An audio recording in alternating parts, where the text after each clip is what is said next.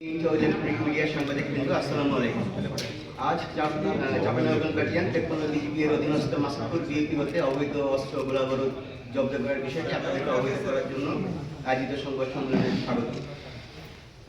আসন্ন ত্রয়োদশ জাতীয় সংসদ নির্বাচন ও গণভোটকে সামনে রেখে সীমান্ত দিয়ে অবৈধ অস্ত্র গোলাবারুদ ও বিভিন্ন ধরনের চলাচল প্রতিরোধের লক্ষ্যে বিজিবি মহার্জন পরিচালক মহোদয়ের নির্দেশনা অনুযায়ী 53 বিজিবি কর্তৃক সীমান্ত এলাকায় গোয়েন্দা তৎপরতা ও টহল জোরদার করা হয়।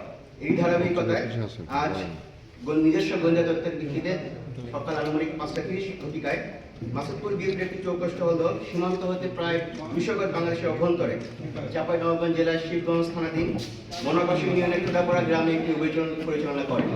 উক্ত অভিযান পরিচালনা করে 2টি বিদেশি পিস্তল, 4টি ম্যাগাজিন ও 3 রাউন্ড গুলি উদ্ধার করে। এছাড়া আপনাদের জন্য জানানো যাচ্ছে যে আজকে একই সাথে ভোর 4:30টার সময় আমাদের চরবাগ ঢাকা বিএপি হতে 4টি গরু জব্দ করা হয়, যার আনুমানিক সিজার মূল্য প্রায় 10 লক্ষ টাকা।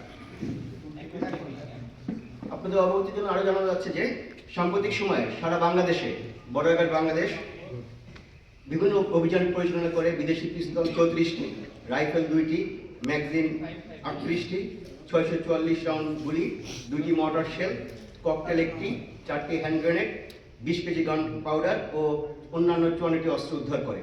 এর মধ্যে থেকে সাম্প্রতিক সময়ে চাঁপাইনবাবগঞ্জ ব্যাটালিয়ন একজন আসামি সহ 9.5 কেজি বিস্ফোরক, 6টি বিদেশি পিস্তল, 13টি ম্যাগাজিন এবং 29 রাউন্ড গুলি জব্দ করে।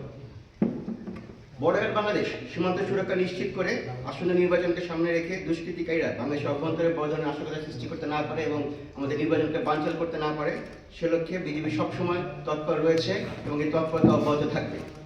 এবং আমরা সকল সদস্য অত্যন্ত পেশাদারিত্বের সাথে আমরা দায়িত্ব পালনের জন্য সংকল্পবদ্ধ। সকলকে ধন্যবাদ। এবং সীমান্ত এলাকায় বিভিন্ন রকম অস্ত্র ধরা পড়ছে এবং একই সাথে এটার নির্বাচন বা যে কোনো ধরনের অনাকাঙ্ক্ষিত ঘটনা সৃষ্টি করার লক্ষ্যে মূলত এই অস্ত্র বিভিন্ন সময় বাংলাদেশে ঢুকে থাকে।